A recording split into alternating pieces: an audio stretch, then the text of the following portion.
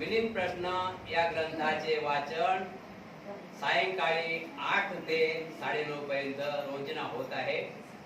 या कार्यक्रमात उपस्थित सर्व उपासक उपासिका, बालक तथा बालिका तुम्हा सर्वांच्या तरी मंगल कामना व्यक्त करून विधीला सुरुवात करत आहोत. वाचनाला सुरुवात करत आहोत. वाचनाला सुरुवात करण्या अगोदर आपण नमामि करून घ्यायचं आहे. नमामि करा.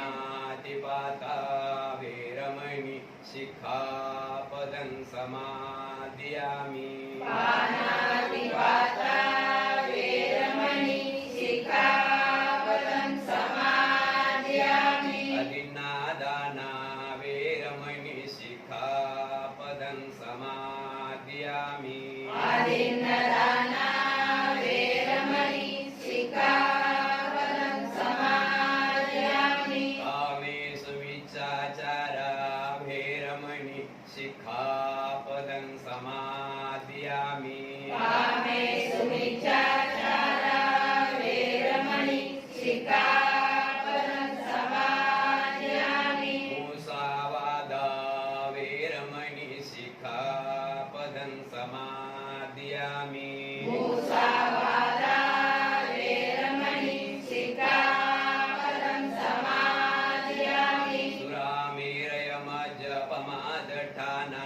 वेरमणि शिक्षापदं समादियामि सुरामेरयमज्जपमादठाना वेरमणि सिक्खापदं समादियामि त्रिसरणेन साधिं पञ्चशीलं धम्मं साधुकं सुरक्षितं शीलं कृत्वा अपमादेन सम्पादयेतव्यम् वन्दे साधु साधु साधु अष्टशील सर्वांनी शांत राहायचं आता. अष्टशील ज्यांना उपास आहे त्यांनी बोलायचं.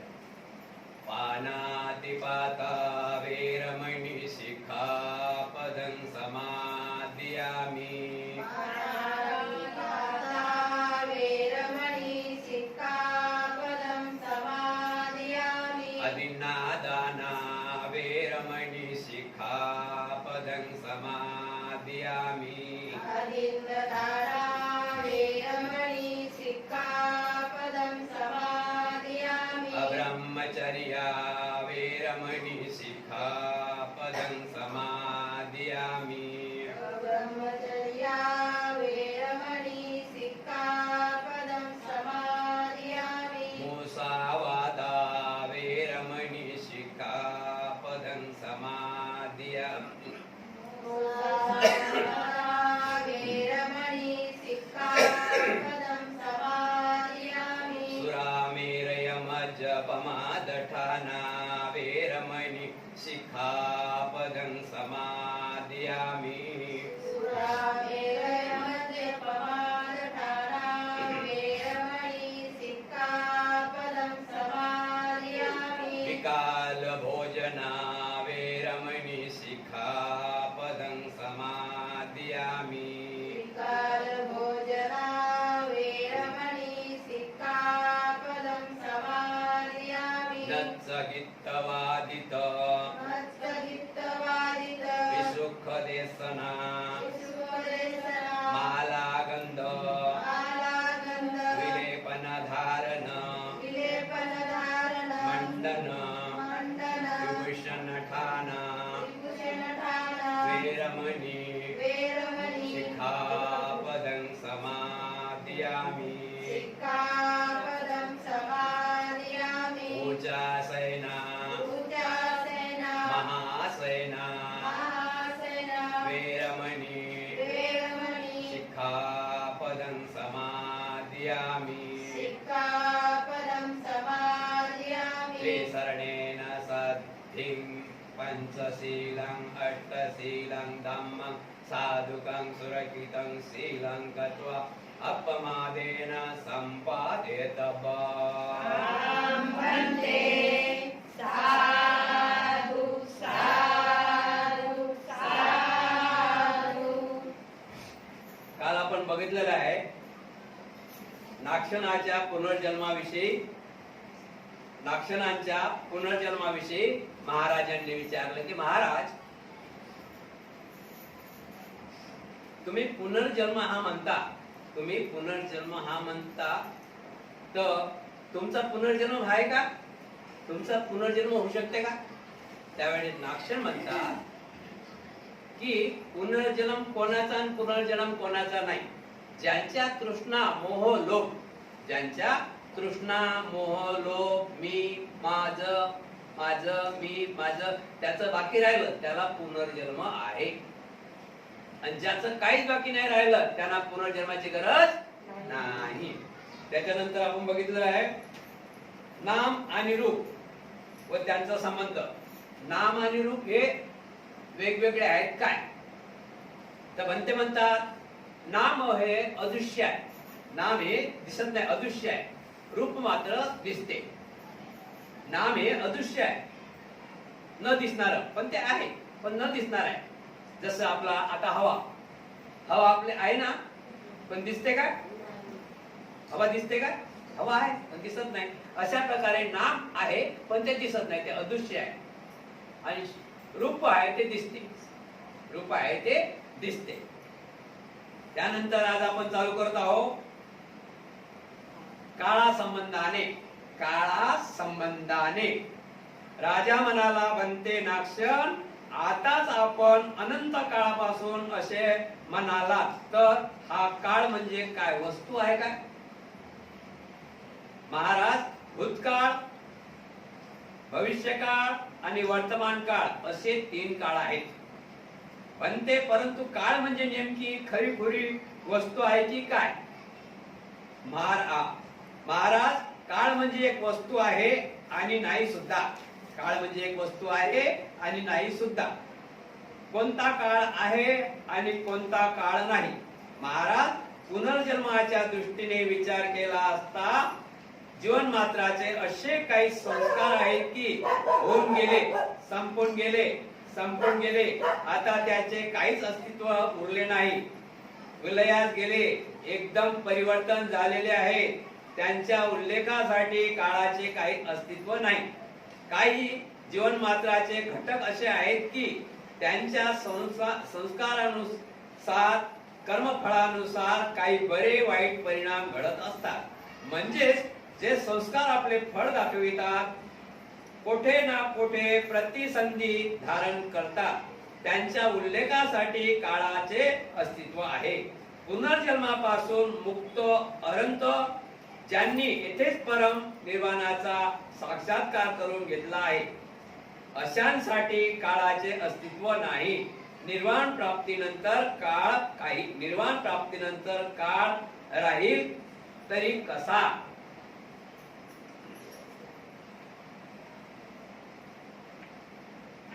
बनते नाक्षण, आपण खूप काळ काळ काळ म्हणता. काळ म्हणजे आहे तरी काय? तुम्ही नेहमी सांगता काळ काळ काळ, तर काळ आहे तरी काय? तर नाक्षण बनते जे म्हणतात काळ 3 प्रकारे आहे. भूतकाळ, वर्तमान काळ आणि भविष्यकाळ. 3 काळ आहे ना? भूतकाळ, भविष्यकाळ आणि वर्तमान काळ. 3 काळ आहे. तर 3 काळ आहेत. तो काळाला वस्तूही म्हटलं की काळाला एक नाव आहे. बरं, वस्तू म्हणजे तो आपल्याला दिसून येतो. आपल्याला माहित आहे उद्या भविष्य काळ आहे, हे दिसून आलं समजा. तर अशा प्रकारे हे काळ अशा प्रकारे दिसून येतात. आणि ज्या काळाचं कर्म, काळ कसा बदलते बघा. काल होता कसा, काल होता कसा, म्हणजे उदाहरण काल गरीब होता, आज श्रीमंत झाला आणि काही दिवसानं अधिक गरीब झाला. बरोबर आहे की नाही? म्हणजे काल होता तो गरीब होता, आज श्रीमंत आहे. मग आपण काय म्हणायला पाहिजे? भूतकाळात तो श्रीमंत होता. आपण म्हणतो ना भूतकाळात त्यांचं घर लय चांगलं होतं, लय श्रीमंत होतं. पण आता वर्तमान काळात त्यांच्या घरी काहीच राहिलं नाही. म्हणतो ना आपण असं. म्हणजे भूतकाळ तो कालचा, वर्तमान काळ तो आजचा आणि भविष्य काळ तो उद्याचा. असे 3 काळ सांगितलेले. किती काळ आहेत? 3 काळ. जे अर्थ प्राप्त करतात भिक्खू लोक, त्यांच्यासाठी महाराजा नाक्षणांना प्रश्न करतात की महाराज, हे अर्थ भिक्खू होतात, त्यांना काळाची गरज लागते का? नाही. कारण का की ते त्यांचं पूर्ण जीवन निर्वाण प्राप्तीसाठी अर्पण करतात. त्यामुळे त्यांचं शिल्लक काहीच राहत नाही. म्हणून त्यांना काळाची गरज नाही. माणूस केला काळाची गरज राहतच नाही.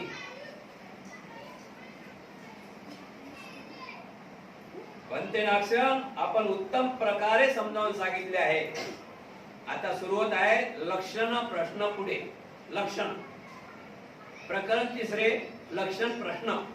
तिन्ही काळाचे मूळ अविद्या. वर्तमान काळ, भूतकाळ, भविष्यकाळ, तिन्ही काळाचे मूळ अविद्या. राजा म्हणाला, भन्ते, भूतकाळ, भविष्यकाळ व वर्तमान काळ या प्रत्येकाचे मूळ कोणते? महाराज याचे मूळ अविद्या आहे. महाराज यांचे मूळ अविद्या आहे. अविद्येमुळे प्राणी मात्राचे संस्कार अस्तित्वात आले. संस्कारामुळे विज्ञान जाणीव जन्मास आले.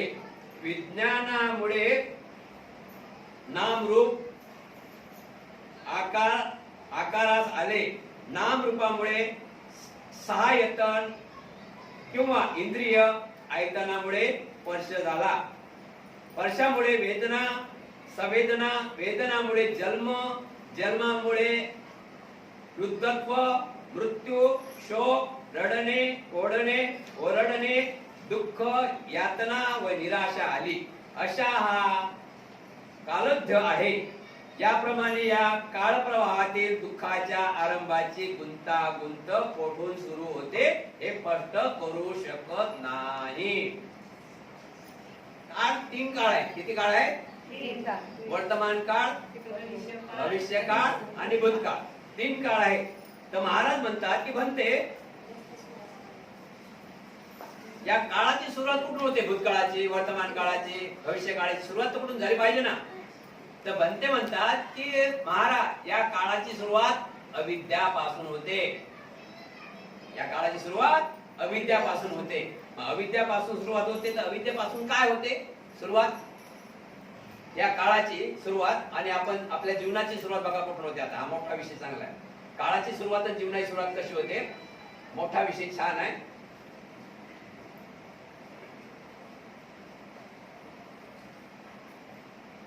हा भगवान गौतम बुद्धाचा प्रतीत्य समुत्पाद भाग आहे. हा जो आपला विषय चालला ना, हा भूतकाळ, भविष्यकाळ आणि वर्तमान काळ, हा बुद्धांचा प्रतीत्य समुत्पाद आहे विषय. आपल्या मराठीमध्ये त्याला म्हणतात कार्य कारण भाव. कार्य कारण भाव. आता आपण इथं जमलो, काय कार्य होत म्हणून कारण झालं, तुम्ही इथं आले आणि जमलं म्हणून भाव झाला. कार्य कारण भाव. प्रश्न लक्षात ठेवा, खूप छान प्रकारे आहे की भन्ते या तीन भूतकाळ, भविष्यकाळ आणि वर्तमान काळ याचं मूळ काय आहे? कुठून तरी सुरुवात झाली ना. जशी नदी सुरू होते हिमालयातून, असं काहीतरी ठिकाण पाहिजे की नाही. तर भन्ते म्हणतात की महाराज या तिन्ही काळाचं भविष्य, या तिन्ही काळाचं उदाहरण अविद्येवर अवलंबून आहे. आता अविद्यापासून काय होत्या? अविद्यापासून अवलंबून आहे. अविद्येपासून आता या तिन्ही काळाचा आपण शेळा काढत आहोत. बुद्ध म्हणतात अनिच्छा वत्त संखारा. पहिले अविद्या समजून घ्या काय आहे अविद्याचा मतलब. तर हे अशोक चक्र आपण बघितलंय ना, झेंड्यावर अशोक चक्र आहे. तर त्याच्यात कांड्या किती आहे? 24. किती कांड्या आहेत त्याच्या? 24. तर 12 कांड्या दुःखाच्या आहेत. 12 कांड्या दुःखदायक आहेत आणि 12 कांड्या दुःखावर मात करण्याच्या आहेत. म्हणून अशा 24 कांड्या अशोक सम्राटाने निर्माण केल्या. किती कांड्या? 24 कांड्या. मग 24 आहेत आपण अशोक चक्र म्हणतो ते आहे. 12 कांड्या दुःखमय आणि 12 कांड्या सुखमय. म्हणून आता दुःखाचा उगम आणि या काळाचा उगम कसा होते बघा. बुद्धांच्या भाषेत पारिभाषेत सांगितलं आहे अनिच्छा वत्त संखारा. अनिच्छा वत्त संखारा. अविद्या पचया संखारा. अविद्या पचया संखारा. संखारा पचया विज्ञान. विज्ञान पचया नामरूप. नामरूप पचया छडायतन. छडायतन पचया फस्सो. फस्सो पचया वेदना. वेदना पचया तृष्णा. तृष्णा पचया उपादान. उपादान पचया भव. भव पचया दुःख. जन्म. जन्म पचया दुःख. हे 12 काळे समजले. म्हणजे सुरू कुठून झालं? अविद्यापासून सुरू झालं. अविद्या म्हणजे विज्ञान नाही तिथं. अविद्या.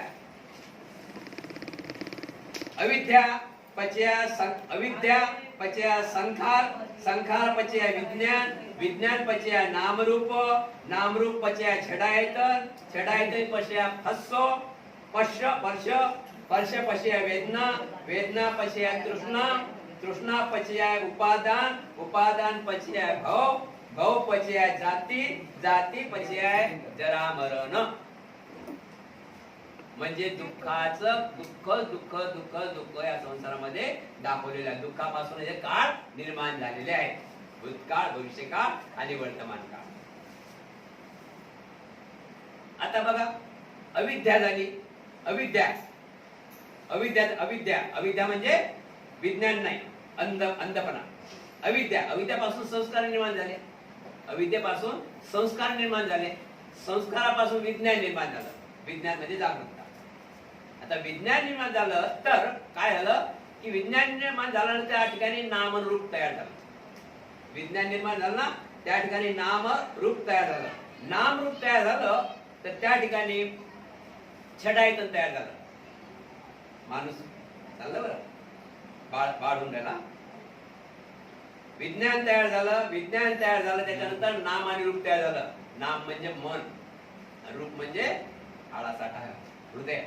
बाळ जन्माला येऊन राहिलं, बाळ जन्माला येत आहे. हृदयात नाम आणि रूप कशामुळे झालं? विज्ञान, अविद्यामुळे झालं. अविद्या उत्पन्न झाली, अविद्या तयार झाली. त्या ठिकाणी अविद्या तयार झाल्यानंतर त्या ठिकाणी संस्कार तयार झाले. संस्कार म्हणजे संस्कार तयार झाले. संस्कार तयार झाल्यानंतर त्या ठिकाणी विज्ञान तयार झालं. आणि विज्ञान तयार झाल्यानंतर काय दिसून आलं आपल्याला? नाम आणि रूप तयार होत आहे. नाम म्हणजे मन दाखवलेलं आहे. आपल्यामध्ये आत्मा नावाची चीज बुद्धाने दाखवलेली नाही. नाम म्हणजे मन, आणि मन हे शरीरात. मन, नाम आणि रूप तयार झालं म्हणजे आपला गोळा तयार झाला. नाम आणि रूप, नाम आणि रूप तयार झालं तर आईच्याच हृदयात त्याला छेडायतन तयार झाले. किती तयार झाले? छेडायतन. सहा इंद्रिय छेडायतन तयार झाले. छेडायतन तयार झाले तर छेडायतन तयार झाल्यानंतर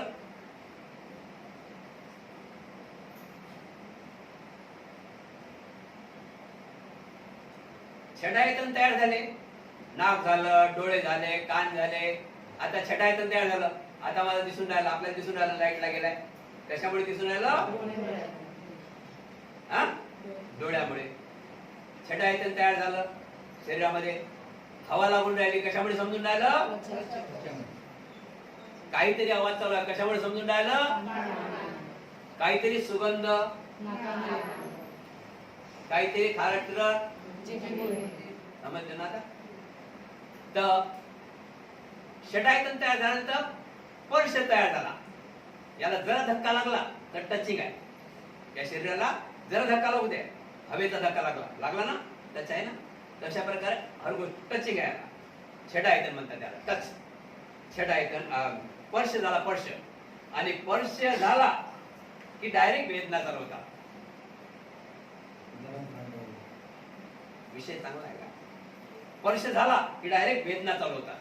आता आपण थोडे उदाहरण घेऊया. आता मला थंडीचा स्पर्श होऊन राहिला, जास्त थंडी आहे तर मला वेदना होऊन राहिली की नाही? आहे ना? अशा प्रकारे स्पर्श झाला की वेदना होता. आता वेदना झाला की त्याच्यानंतर तृष्णा चालू होते. आता वेदना होऊन राहिल्या तर तृष्णा होऊन राहिली. कोणीतरी अंगावर देईल काय, अंगावर घेऊ काय, उठताय. समजलं ना? वेदना तयार झाली, तृष्णा तयार, स्पर्श झाला म्हणून वेदना तयार झाल्या. स्पर्श झाला नसता, माझ्या डोळ्याला स्पर्श झाला नसता तर मला वेदना तयार झाली नसती. वेदना तयार झाली तर तृष्णा तयार झाली. तृष्णा एक नेहमीचं उदाहरण आपलं की बघा, आपण आता जरा फ्रूट चांगल्या प्रकारे समजून घेऊ. एक आंबा आहे झाडाला, झाडाला आंबे आहेत. आता आंबे म्हटले की झालं, सर्वांच्या जिभेला पाणी यासारखं आहे ना. तर एक आंबे आहे, तर एक व्यक्ती रस्त्याने चालला, त्याला आंब्याचं झाड दिसलं. आंब्याचं झाड दिसल्यानंतर त्यानं ते आंबा बघितला. आता कोणा आंबा बघितला? कोणाला टचिंग झालं? त्याला त्याच्या डोळ्याला टचिंग झाला. त्याच्या डोळ्याला टचिंग झाला तर त्याला काय, त्याच्या डोळ्याला टचिंग झाला तर अजून मनात त्याच्या उत्पन्न झालं. पहिले मनातून निर्माण होते, आणि मन दाखव सर्व. मन हा इंद्रियाचा राजा म्हणतात ना. तर मनाने डोळ्याला टचिंग झालं की आंबा आहे, मोठा आहे, लहान आहे, त्याला समजलं पिकेला आहे, कच्चा आहे, आंबा आहे. मग आता आंबा आहे म्हटल्या की डायरेक्ट जिभेला पाणी सुटलं. आंबा आहे मग पाणी सुटलं.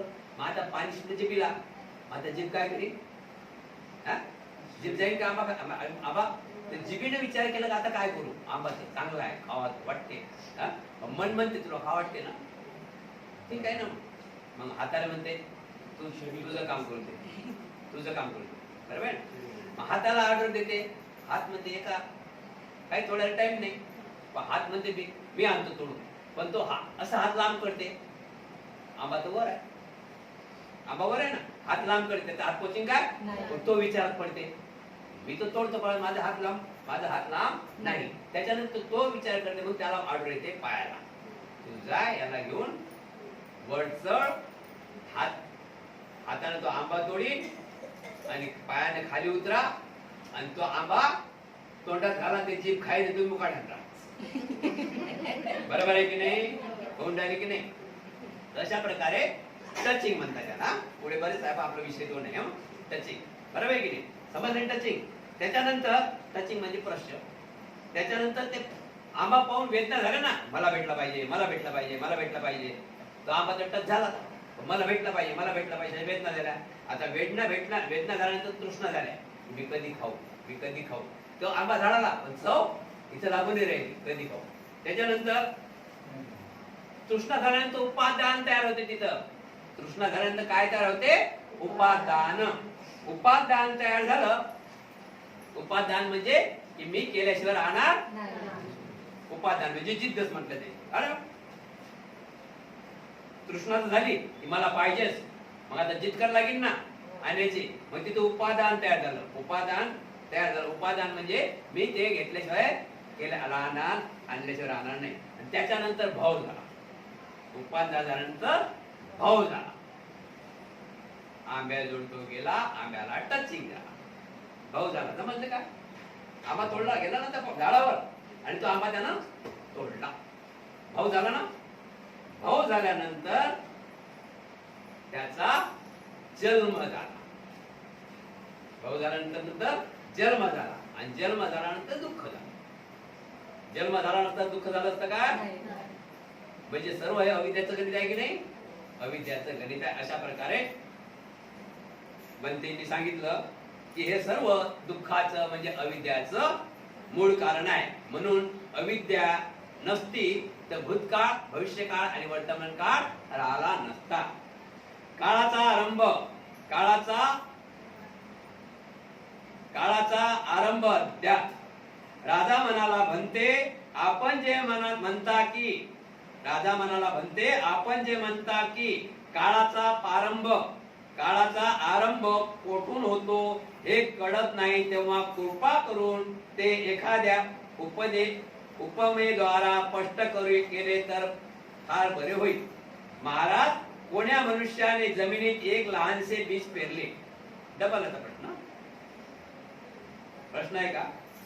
म्हणते आपण जे म्हणता की काळाचा आरंभ कोठून होते हे ते कळत नाही, तेव्हा कृपा करून एखाद्या उपमाद्वारे स्पष्ट केले तर फार बरे होईल.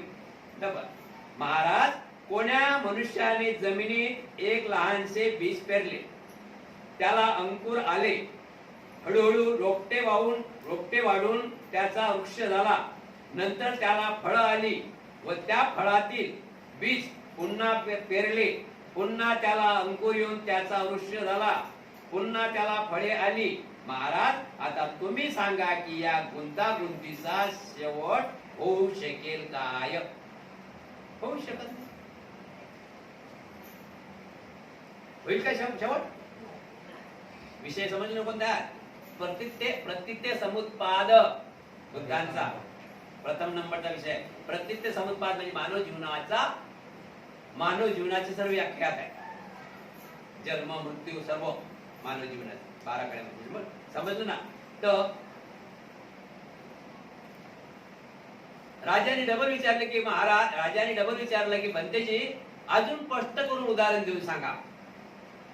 नागसेन म्हणतात की एका व्यक्तीने एक बी टाकलं जमिनीत, त्याचं मोठं झाड झालं, त्याला फळं आले, ते फळं खाऊन घेतले, डबल ते झाड, डबल त्या फळाचे दुसरं बी पेरलं, त्यालाही फळं आले, तेही निघून गेले. असं करत करत हे चालूच राहते ना काळ, बरोबर आहे की नाही? एक टाइम आम्हाला लावला तर काय दरवर्षी आम्ही लावला लागतात काय? त्याला बाहेर येतच राहते, बाहेर येतच राहते, बाहेर येते. मग शेवट कसा माहित पडेल त्याचा अंतही माहित पडत नाही आणि शेवटही माहित पडणार नाही. आणि कोण लावलं ते माहित पडणार नाही. आंबे तेच आहेत, आंबे तेच आहेत. म्हणून राजा नागसेन म्हणतात की बनतेजी, नागसेन म्हणतात की महाराज हे गुंतागुंती कोणाला सोडू शकत नाही, कोणी सोडू शकत नाही.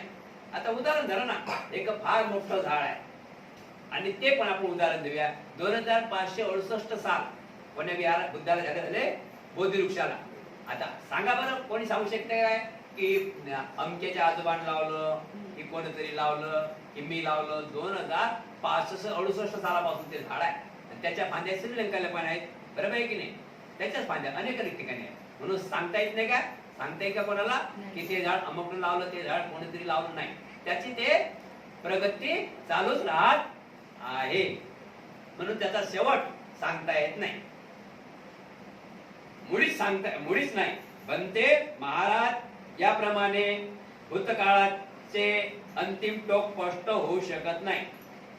कृपा करून पुन्हा उदाहरण देऊन समजावून सांगा. स्थविर जमीनवर एक वर्तुळ काढून म्हणाले, या वर्तुळाचा शेवट आहे काय? नाही बनते महाराज, भगवंताने अशाच जीवन चक्राचा उल्लेख केला आहे. चक्षु व त्याचे दृश्य रूप यापासून चक्षु विज्ञान उत्पन्न होते. ते तिन्ही एकत्र येतात तेव्हा स्पर्श उत्पन्न होतो. स्पर्शामुळे वेदना, वेदनामुळे तृष्णा, तृष्णामुळे तृष्णा उत्पन्न होते. ह्याच पाहण्याच्या तृष्णेपासून पुन्हा चक्षु उत्पन्न होतात. आता हा चक्राचा अंत आहे काय? जे चक्षु पासून घडते ते श्रोत्र, कान, नाक, जीभ, शरीर व मनाबद्दल लागू आहे. याप्रमाणे हे महाराज भूतकाळाचे अंतिम टोक स्पष्ट होत नाहीत.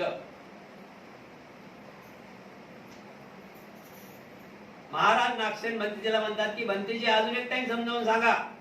मग महाराज आपलं काहीतरी जमीन जमीन लेवल करतात आणि त्याच्यावर एक गोल राऊंड काढतात, बांगडी सारखा गोल. आता त्या गोल राऊंड काढल्यानंतर त्याला माहित पडेल काय की शेवट कुठे चालू होता ना हा कुठून चालू केला, की ज्याचा शेवट कुठे आहे? नाही. गोल मध्ये काय माहित पडणार?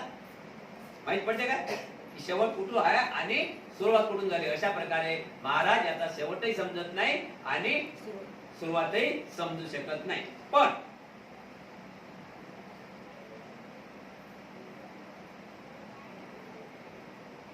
भगवंताने असाच जीवन चक्राचा उल्लेख केला आहे. चक्षु व त्याचे दृश्य रूप यापासून चक्षु विज्ञान उत्पन्न होते. हे तिन्ही एकत्र येतात तेव्हा स्पर्श उत्पन्न होतो.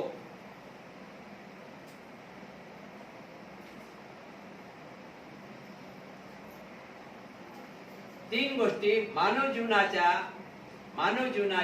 बुद्धांनी मानव जीवनाचे 4 घटक दाखवलेले आहेत. किती घटक दाखवलेले आहेत? 4 घटक. पहिला घटक कोणता आहे? हवा, पाणी, उष्णता आणि पृथ्वी. घटक किती आहेत? हवा, पाणी, उष्णता आणि पृथ्वी. हे 4 घटकापासून माणूस जन्माला येते. 5वा घटक 4 पासूनच माणूस जन्माला येते. हवा, पाणी, उष्णता आणि पृथ्वी हे 4 घटक एका ठिकाणी मिळाले की तिथं जीवजंतू निर्माण होते, जीव निर्माण होतो. प्राणी मात्र असो की मानव, जीव निर्माण होते. बरोबर की नाही? जीव निर्माण होते. आता त्याच्यानंतर हवा तर आपण बघितली आहे, हवा आपण बघतो आता हवा आहे. पाणी बघतो, पाणी आहे.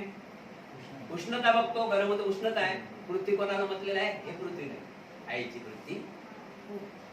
कोणती पृथ्वी? आईची. जसं या पृथ्वीमध्ये दगड आहे, माती आहे, जसं आईच्या हृदयातही दगड माती आहे ना? ते पृथ्वी आहे. हाड आहेत ना, दगड माती, लोखंड, पिंजरा. ते पृथ्वी आहे. मग किती घटक ना निर्माण होते? जीवजंतू चार प्रकारे. पहिले हवा, पाणी, उष्णता आणि पृथ्वी. हे जर घटक हवा, पाणी आणि उष्णता, पृथ्वी तर आहेच, हवा पाणी उष्णता हे तीन जर जागी एकत्र आले तर तो प्रश्न झाल्यानंतर जीवाची उत्पत्ती होते. म्हणते तुम्ही अगदी बरोबर समजावून सांगितले आहे. आरंभ शोध. राजा म्हणाला, म्हणते आपण म्हणता की आरंभ कोठं होतो याचा पता नाही, तर हा आरंभ म्हणजे काय? महाराज, कोणत्याही वेळेचा भूतकाळ असो तो भूतकाळाचा आरंभ आहे. म्हणते तर कोणत्या आरंभाचा पता लागत नाही. म्हणते कोणत्याच आरंभाचा पता लागत नाही काय? महाराज, काहीचा लागतो आणि काहीचा लागत नाही.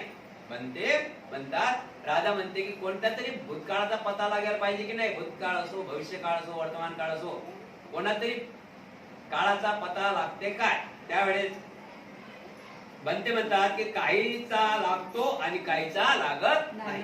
काही काळाचा पता लागतो आणि काही काळाचा पता लागत नाही. म्हणते कोणाचा पता लागतो व कोणाचा पता लागत नाही ते सांगा. महाराज, पूर्वी जेथे कधीही अविद्या नव्हती असा आरंभाचा पता लागत नाही. कोणत्याही स्वरूपातील व प्रकारातील वस्तू म्हणजे अविद्या किंवा अज्ञान.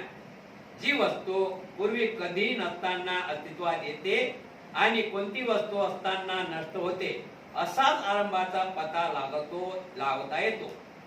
एकंदरीत आपल्या दृष्टीने पाहता कालप्रवाहाचा सुरुवातीची अविद्या असल्याने माहिती पडत नाही, परंतु जन्मापासूनच्या कालखंडातील माहिती उपलब्ध होते. म्हणजेच जन्म सुरू झाला की मृत्यूही आलाच या दृष्टीने माहिती उपलब्ध होते.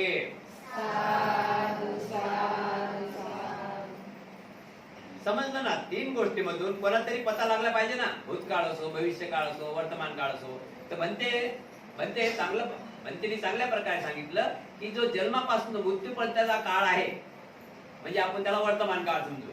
आपल्या या जन्मातलं सर्व आपल्याला काय माहित आहे, हा काळ आपण सांगू शकतो. पाठीमागचं काम सांगू शकतो का काळ? पुढचा काळ सांगू शकतो का? भविष्य काळ नाही. आजचा काळ आपण सांगू शकतो. 2 महिने अगोदर मी कसा होतो, आज कसा, आणि जन्म आहे आणि मृत्यू आहे या दरम्यानला आपण सांगू शकतो. अशा प्रकारे सांगितले. महाराज, जर दोन्ही टोकास कापले तर वाढीच लागेल. बनते मी विचारित नाही, तर ज्या टोकापासून काळप्रवाह तुटलेला आहे तिथून त्याचे वाढ होईल काय असे मी विचारत आहे.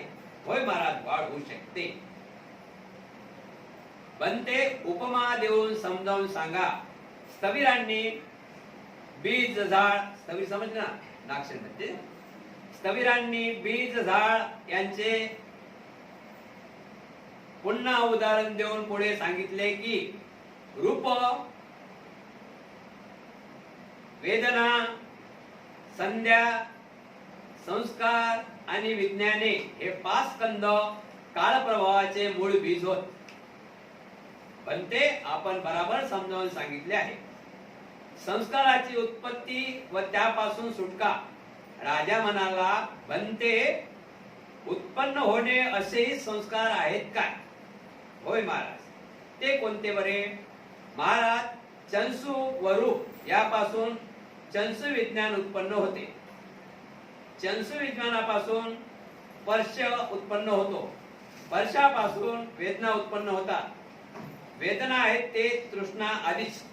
वेदना आली की तिथे तृष्णा आलीच. तृष्णेपासूनच उपादान होते. उपादानापासून भव, भवापासून जन्म होतो. जन्म झाला की तिथे म्हातारपण, मृत्यू, शोक, रडणे, भुंकणे, नैराश्य आणि यातना होतात. याप्रमाणे केवळ दुःखच वाटीत लागते. आपला हाच भाग झाला. आता पाच छंदाचा समजले की नाही? तर दिसल्यानंतर चेतना जागतात. चेतना जागल्यानंतर तृष्णा वाढते. तृष्णा वाढल्यानंतर वेदना होतात. वेदना झाल्यानंतर उत्पादन तयार होते. उपादान तयार झालं की भाव तयार होते. भाव तयार झाला की जन्म तयार होते. जन्म तयार झाला की तरुणपण, म्हातारपण, आजारपण, बुढाप्पा आणि शेवट मृत्यू, अशा प्रकारे सांगितलेलं आहे. महाराज, जेथे चंसू व रूप नाही, जिथे चंसू व रूप नाही तेथे चंसू विज्ञान नाही. चंसू विज्ञान नसल्यामुळे चंसू स्पर्श नाश पावतो. याप्रमाणे वेदना, तृष्णा, उपादान, भव, जन्म व जन्म चुकल्याने म्हातारपण, मृत्यू, शोक, रडणे, ओरडणे, दुःख, निराश व यातना नाश पावतात. यामुळे समस्त दुःख प्रवाहाचा शेवट होतो. महाराज, जर दुःखच नाही, जर जन्मच नाही, तर कोणत्या गोष्टी येणारच नाही. म्हातारपण येणार नाही, आजारपण येणार नाही, दुःख होणार नाही, निराशा होणार नाही आणि मृत्यू होणार नाही. पण ते बरोबर सांगितले, ज्यांचे अस्तित्व पूर्वापार चालत आलेले आहे त्याच वस्तू उत्पन्न होतात. राजा म्हणाला, बनते, ज्यांचे पूर्वी कधी अस्तित्व नसतानाही निर्माण होणारे संस्कार आहेत काय?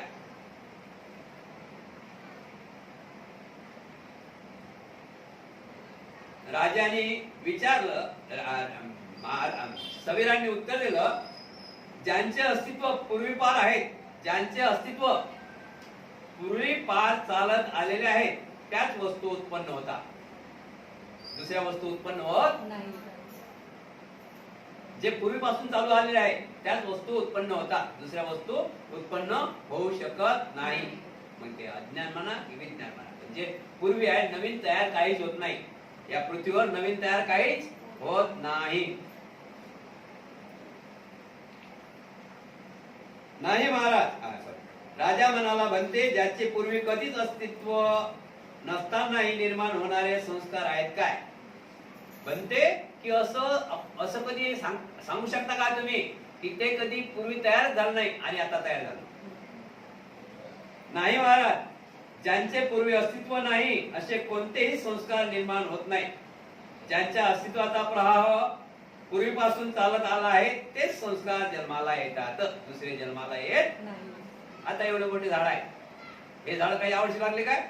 हे झाड आता लागलेले आहे पहाड आपल्या डोंगरावर. त्या झाडाला फळं पुढे येतील, ते झाड फळं सुकून जातील, त्याच्या बिया तयार होतात आणि तेच बिया तिथंच लागतात इकडे तिकडे. म्हणजे ते पहिलं झाड होतं म्हणून हे दुसरं झाड लागलं. बरोबर आहे की नाही? आजोबा पंजोबा पंजोबा पिढीचा, समजलो ना? नाही तर असतो काय? म्हणजे पूर्वीपासून चालत आलेले संस्कार तेच अस्तित्वात आहे, नवीन संस्कार निर्माण होत नाहीत. कृपा करून उदाहरण देऊन समजावून सांगावे. महाराज, आपण ज्या राजवाड्यात बसता तो एकाएकीच तयार झाला आहे. बनते, कोणती वस्तू अशी आत्मस्थिपणे तयार होत नाही. महाराज, की मी तुम्हाला विचारतो की तुम्ही ज्या महालात राहता तो महाल का ऑटोमॅटिक तयार झाला काय? त्यावेळेस महाराज म्हणतात की बनते, नाही, ऑटोमॅटिक तयार झाला नाही. अशी कोणती वस्तू अशी आत्मस्थिपणे तयार होत नाही. राजवाड्याला लावलेला लाकडी खिडक्या, दरवाजे, स्तंभ इत्यादीची वाढ जंगलात झाली. विटा व कौले मातीच्या रूपाने जमिनीत होते आणि असंख्य स्त्री पुरुष मजुरांनी कष्ट केले व घाम गाळला. तेव्हा क्रमाक्रमांकाने हा राजवाडा उभारण्यात आला. यावरून हे सिद्ध होते की ज्याच्या अस्तित्वाचा प्रवाह पूर्वापार चालत आलेला आहे त्याच वस्तू परिवर्तन स्वरूपात जन्मात येतात. हेच खरे आहे ना? बरोबर आहे ना? कोणतरी मकान बांधलं म्हणून आपण आज मकान बांधून राहिलो, नाही तर आपण मकान बांधलं असतं काय? अशा प्रकारे महाराज, याच प्रकारे कोणत्याही संस्काराची निर्मिती त्याच्या पूर्वापार चालत आलेल्या अस्तित्वाच्या प्रवाहावरच अवलंबून आहे. जे संस्कार जन्मात येतात त्याच्या अस्तित्वाचा प्रवाह पूर्वीपासूनच चालत येणारा आहे. जे काही संस्कार म्हणजे चालवणे बनवणे, जे काही संस्कार निर्माण होतात ते पूर्वीपासूनच जन्माला आलेले असतात. समजले ना? कृपा करून दुसरे उदाहरण देऊन समजावून सांगावे. महाराज, जमिनीत अंकुर येऊन सर्व झाडांची क्रमाक्रमाने वाढ होऊन ती मोठी होतात आणि फुलतात व फळतात, याप्रमाणे ज्यांच्या अस्तित्वाचा प्रवाह पूर्वापार चालत आला आहे त्याच वस्तू उत्पन्न होऊन विकसित होतात. महाराज, जसं आपल्या जमिनीमध्ये अनेक प्रकारचे झाड आहेत, अनेक प्रकारचे झाड आहेत, तर अनेक प्रकारच्या झाडाला अनेकच फुलं येतात काय? अनेकच फळ येतात काय? ना अनेक फळ, एकच फळ येतात काय? आपल्या खूप अनेक झाडं लावलेली आहेत, त्या अनेक झाडाला एक प्रकारचे फुलं येतात काय? एक प्रकारचे फळ येतात का? वेगवेगळे येतात. म्हणून जसं कर्म, उदाहरण जसं कर्म तसं फळ. आंबाला असाल तर काय भेटेल? चिंचला असाल तर काय भेटेल? चिंच. म्हणून असं हे असं म्हणू शकत नाही की हे पूर्वी अस्तित्वात होतं म्हणून. जसं लागवण करतात जसे झाड आहेत तसे फळ आहेत, जसे झाड आहेत तसे फुलं सुद्धा आहेत. कृपा करून पुन्हा उदाहरण देऊन समजावून सांगावे. महाराज, एक कुंभार जमिनीतून माती खोदून तीवन अनेक संस्कार घडवितो, तेव्हा कुठे मडके आकारात येते. त्याच्या स्थितीचा प्रवाह मातीपासून चालत आलेला आहे. महाराज, याप्रमाणे शून्यातून उत्पन्न होणारे कोणतेही संस्कार नाही. ज्यांच्या अस्तित्वाचा प्रवाह पूर्वीपासून चालत आला आहे त्याच वस्तू उत्पन्न होऊन उत्क्रांतीची सीमा गाठतात. महाराज, आपण एक समजून धरूया की कुंभार हा मटकी बनवते. कुंभार हा मटकी बनवते. अनेक प्रकारचे प्रकार मातीचे आहे, बावली, पंती वगैरे आहे. तर अनेक कुंभार हा मटकी बनवते.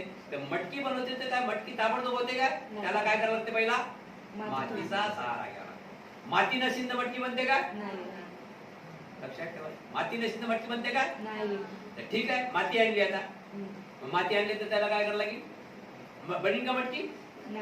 त्याची किसामत करा, त्याला भिजवावं लागेल, तुलवावं लागेल, त्याची किस्मत करावं लागेल. त्याच्यानंतर त्याचं सर्व काही झाल्यानंतर त्याला काय आकार ठेवा. आकार दिल्यानंतर जो आकार पाहिजे तो आकार दिल्यानंतर ती वस्तू बनू शकते.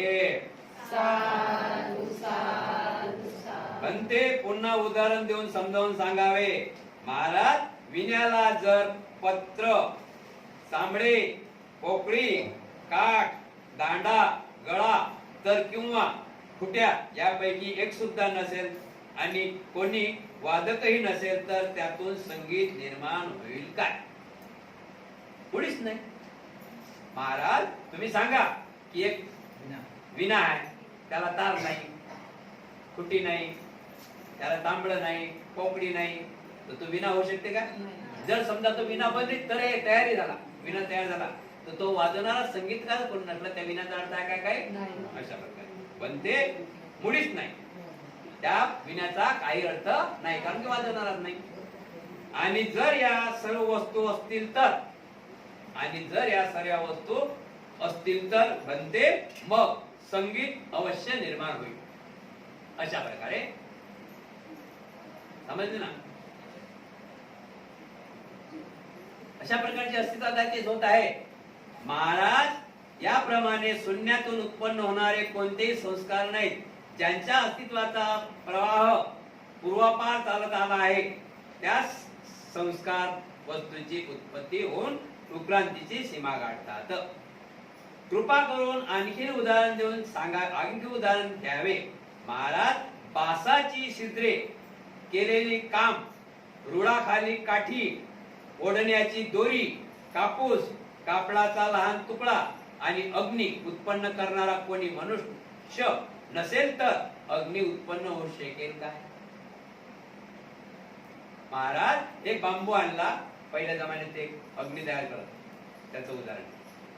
महाराज ते अग्नी तयार करत, अग्नी तयार करण्यासाठी काय काय पाहिजे होता? त्यांना पोकळ बांबू, पोकळ बास घेत होता, त्यात ते काहीतरी भरत होते, त्याच्यानंतर ते दुसऱ्या ठोक्याला आहे नाही बासाची छिद्रे, बास म्हणजे बांबू, बासाची छिद्रे, केलेले काम, रुळाखाली काठी, अजून आपण ते हे करतो ना बांबू अशा प्रकारे, रुळाखाली काठी आणि ओढण्याची दोरी, कापूस, कापडाचा तुकडा आणि अग्नी उत्पन्न करणारा कोणी मनुष्य नसेल तर अग्नी उत्पन्न होऊ शकत नाही. साधन आहे पण अग्नी उत्पन्न होऊ शकते काय? म्हणून त्याला ते माणूस पाहिजे, म्हणजे कारागीर तो जे बनवणारा कारागीर तो पाहिजे तर ते अग्नी बनवू शकते. नाही बनते, माणूस नाही तर अग्नी बनवू शकत नाही. आणि जर या सर्व वस्तू असतील तर बनते तेव्हा, आणि जर या सर्व वस्तू असतील तर बनते म्हणतात तेव्हा तर अवश्य अग्नी उत्पन्न होईल. रस्सी आहे, दोरी आहे, बांबू आहे, ठोसा आहे, कापूस आहे, कपडा आहे आणि तो माणूस आहे बनवणारा कलाकार, तो दोरी खेचून नाही तर अग्नी नक्की तयार होईल, यात काही शंका नाही. महाराज याचप्रमाणे शून्यातून उत्पन्न होणारे कोणते संस्कार नाहीत. ज्यांच्या अस्तित्वाचा प्रवाह पूर्वीपासून चालत आला आहे त्याच वस्तू उत्पन्न होऊन विकास पावतात. म्हणजे नवीन वस्तू कधीच घडत नाही. जे आपल्या दुनियामध्ये जे काही आपण पाहत आहोत ते सर्व पूर्वीचंच आहे. आपला जन्म पूर्वी जन्म होत आला म्हणून आपला जन्म होत आहे. आपण संसारामध्ये कपडे भांडत लागलो, घर बांधलं म्हणून पूर्वी घर बांधलं म्हणून त्या घरात राहत आहोत. फक्त आता परिवर्तन आहे. आता काय आहे? परिवर्तन आहे. कपडा तोच आहे, कपडा पूर्वीचाच आहे, आता महागडा आहे, परिवर्तन झालं. घर पूर्वीचंच आहे पण आता पूर्वी झोपडं होतं, आता मकान झालं. माणूस पूर्वीचाच आहे पण आता जरा प्रकाशित झाला. ठीक आहे, शून्यातून काहीच घडत नाही. बनते. आणखीन एखादं उदाहरण देऊन समजावून सांगा. महाराज अग्नी उत्पन्न करणारा सूर्यकाच नसेल, सूर्यप्रकाश असेल आणि वाढलेली जडव कांडी नसेल तर अग्नी उत्पन्न होईल काय? महाराज जरी अग्नी उत्पन्न करणारा कारागीर आहे त्याला साहित्य लागेल ना. बघा ना, आपण आचार्य सांगा आमच्या घरी कार्यक्रम 500 लोकांचा भाव, तो सांगते ना वांगी एवढे, मसाला एवढा आहे, ते सांगेन की नाही, तर ते भाजी बनेल ना. अशा प्रकारे महाराज अग्नी उत्पन्न करणारा सूर्यकांत नसेल, म्हणजे सूर्यप्रकाशच नाही, यात अग्नी तयार होईल का माझा? त्याला सूर्यप्रकाश पण पाहिजे. सूर्यप्रकाश असेल आणि वाढलेला जळाऊ कांडी नसेल तर अग्नी उत्पन्न होईल काय? आणि सर्व वस्तू उपलब्ध असल्यास बनते तेव्हा बरोबर अग्नी उत्पन्न होईल. महाराज एखादी याप्रमाणे शून्यातून उत्पन्न होणारे कोणतेही संस्कार नाही. ज्याच्या अस्तित्वाचा प्रवाह पूर्वापार चालत आला आहे तो संस्कार वस्तूची उत्पत्ती होऊन विकसित होतो.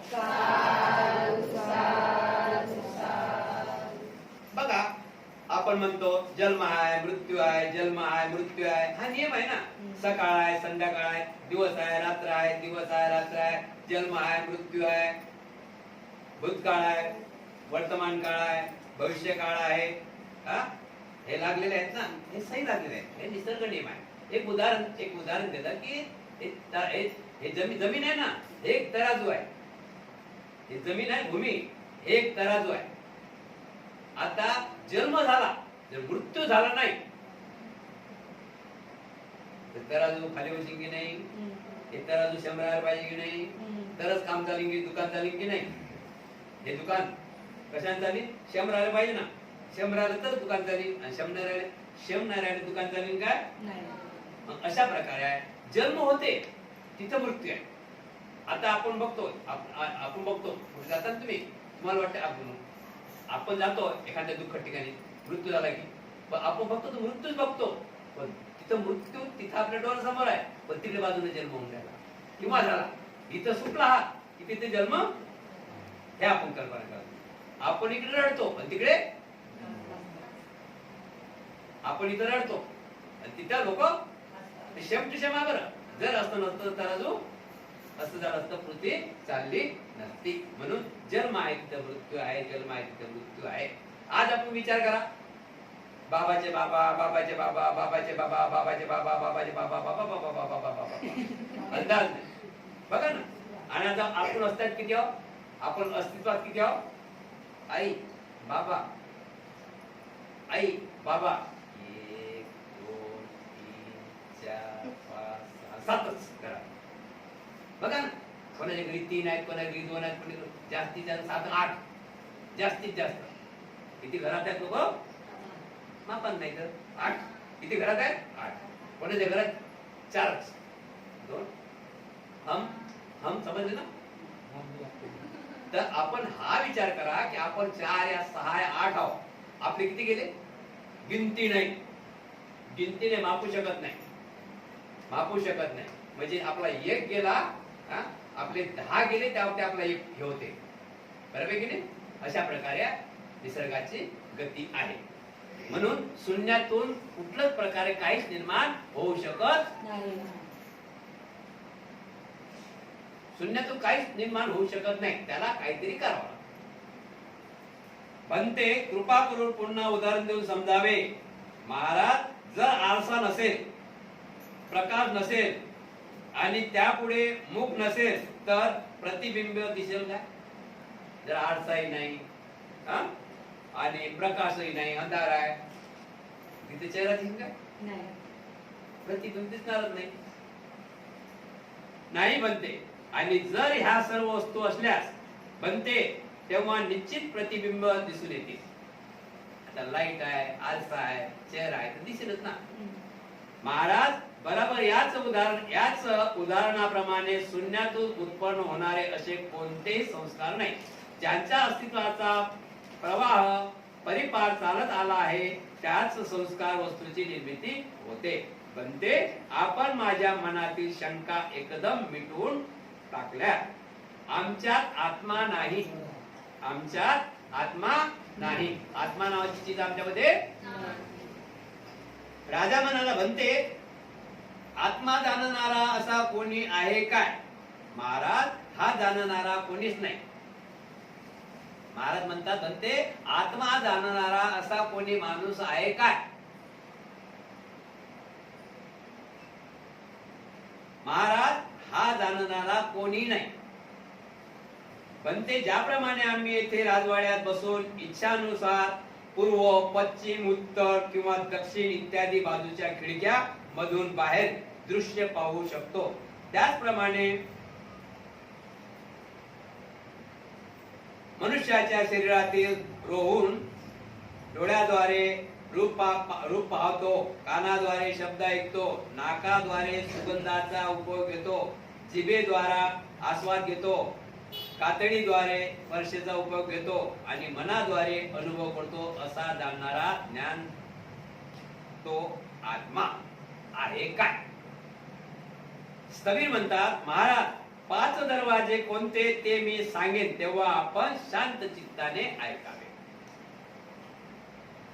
महाराज, आपण या राजवाड्यात बसून पूर्व, पश्चिम, उत्तर, दक्षिण कोणत्याही खिडकीतून बाहेरील दृश्य पाहू शकतो.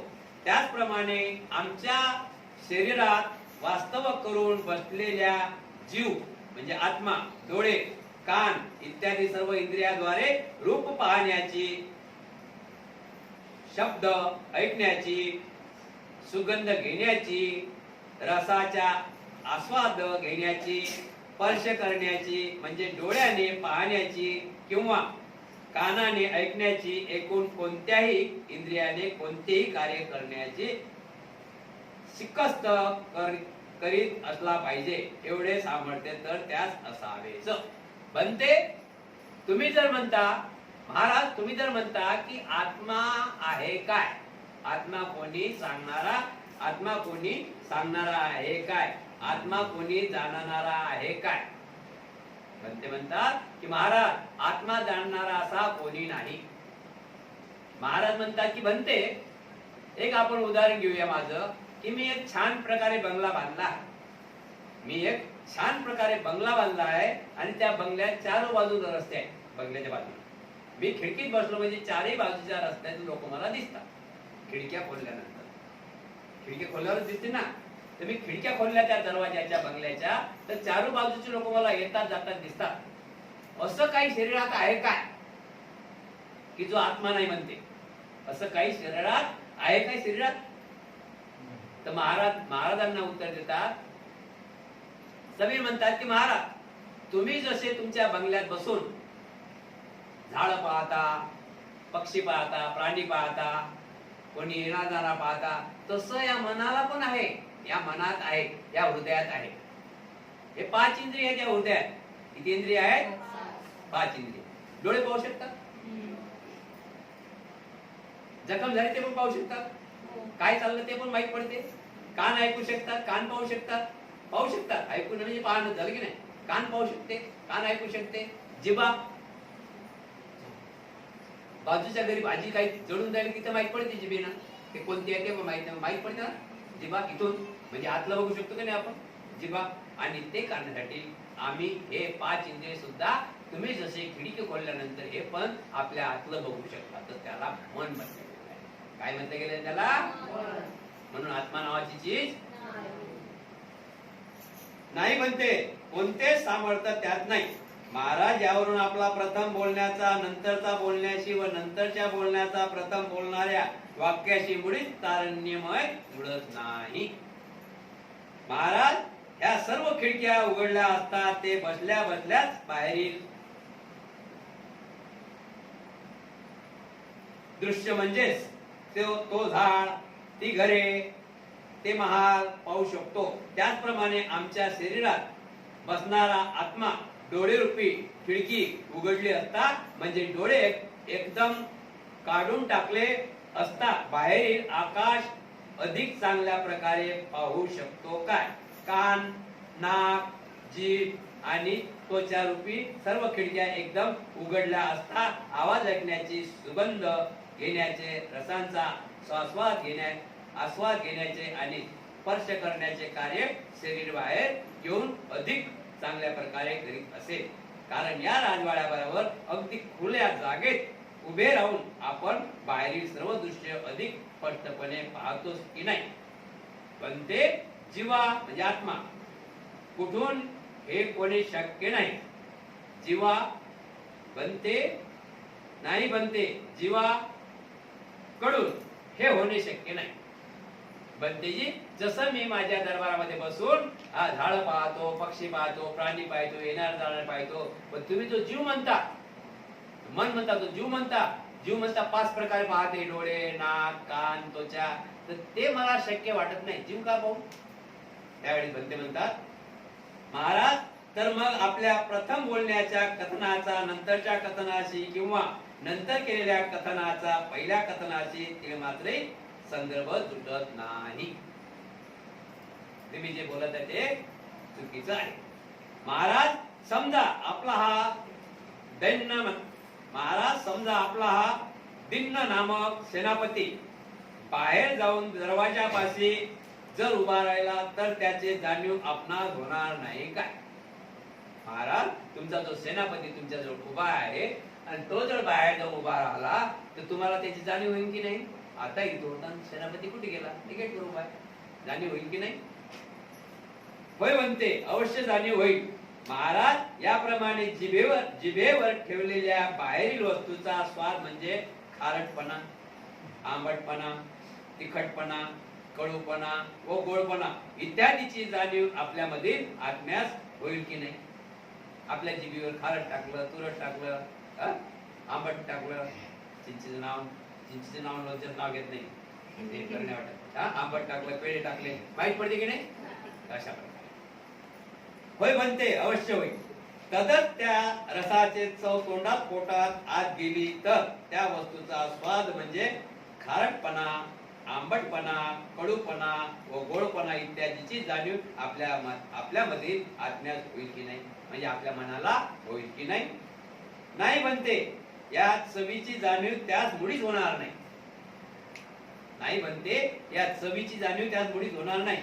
महाराज तर मग आपण प्रथम बोललेल्या कथनाच्या नंतरच्या कथनाशी किंवा नंतर केलेल्या कथनाचा प्रथम केलेल्या कथनाशी मुळीच संबंध बसत नाही. जिभेवर खारट ठेवलं तर खारटच माहित पडेल, जिभेवर तुरट ठेवलं तुरटच माहित पडेल, जिभेवर तिखट ठेवलं तिखटच माहित पडेल. आणि महाराज म्हणते की त्याला काही फरक पडत नाही. म्हणून महाराज म्हणतात, मध्ये म्हणतात की तुमचे जे प्रश्न आहेत मागे तुम्ही तो तसाच प्रश्न केला, समजून नाही घेतला आणि आई समजून घेतला नाही. या तुमच्या प्रश्नामध्ये तीळ मात्रही काही उरलेलं नाही.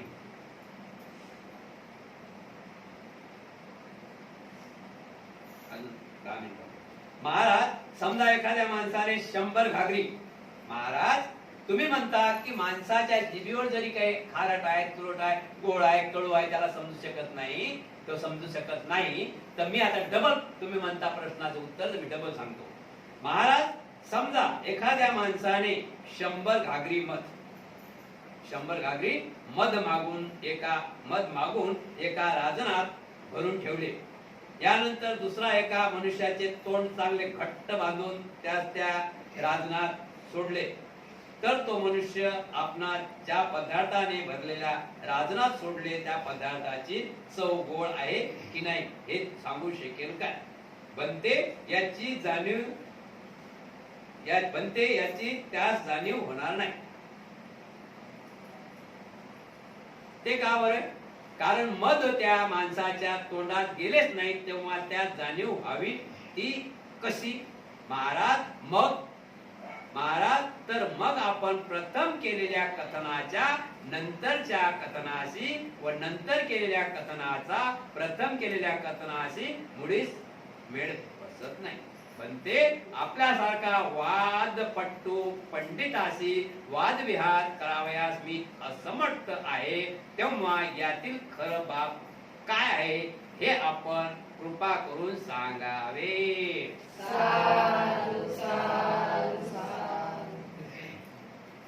राजा म्हणते की जिगेवर काही ठेवलं तर त्याला वाईट कळणारच नाही मनाला. म्हणून अजून परत उदाहरण दिल्यास कबीर नागशनबंदीजी म्हणतात की महाराज जर एखाद्या माणसाने 100 हांडे मध आणलं, मध 100 हांडे मध आणलं, 100 हांडे मध आणलं आणि ते एका राजनामध्ये टाकलं. त्या राजनामध्ये 100 हांडे मध त्या एका राजनामध्ये टाकलं. मोठा राज म्हणजे ड्राम मोठा, माहिती राज आपल्या गावाला राज नसतात, त्यात टाकलं आणि एका माणसाला त्याचं तोंड बंद करून चांगलं पट्ट्या हिट्ट्या बाजून तोंड बंद करून त्याला त्यात कोंबकलं आणि त्याला नंतर काढलं आणि त्याला विचारलं की काय रे बाबा तुला काही वाटलं काय, तू कशात होता, काय होता, तू सांगीन काय? जर त्याचं तोंड चालू असतं, तोंड जर खुललं असतं तर लवकर निघाला असता का तो? आम्हा म्हटलंच करावं, बरोबर आहे की नाही? अशा प्रकारे त्याचं तोंड बंद होतं म्हणून त्याला त्याची चव माहीत पडली नाही. जर का त्याचं तोंड खुललं असतं त्याला चव माहीतच पडली असती. अशा प्रकारे म्हणून तुम्ही माग प्रश्न केला त्याचा काही अर्थ नाही, आता प्रश्न केला त्याचा काही अर्थ नाही. शेवटी राजा शेवटी नमामी झाला आणि सांगतात की बनते नाक्षर तुम्ही खरंच वादपट्टू मध्ये खूप हुशार आहात आणि मी खूप हुशार आहात, वादविवादामध्ये खूप हुशार आहात, म्हणून मी असमर्थ, तुमच्या समोर मी असमर्थ ठरलो आहे. यावर कवी म्हणाले महाराज चंसू व रूप यांच्या संयोगाने चंसू विज्ञान दृष्टी उत्पन्न होते. यानंतर स्पर्श वेदना, संध्या वेदना, एकाग्रता, ठाम निश्चय एकामागे एक उत्पन्न होता. दुसऱ्या इंद्रियाने सुद्धा असेच घडते, पण उद्भवले की त्या मागोमाग दुसरेही असे कारण व परिणामाची साखळी चालूच असते. यात त्या असल्याला आत्मा असण्याचे कारणच नाही.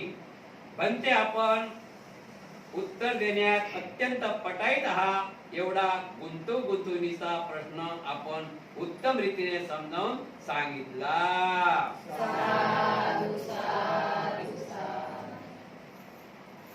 उद्याचा भाग आहे चक्षु विज्ञान व मनोविज्ञान यांचे संबंध. म्हणा साधू.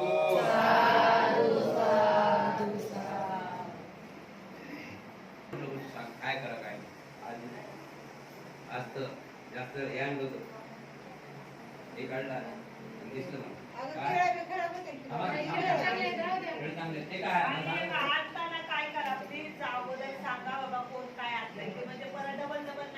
ते काय ते काय लाडू तुम्ही सांगितलं का नेऊ नको म्हणून. लाडू बेटा लाडू पहिले सांगायला पाहिजे ना. अर्धा घंटा अगोदर मग असं पहिले जर सांगितलं तर अर्धा घंटा अगोदर सर्वांना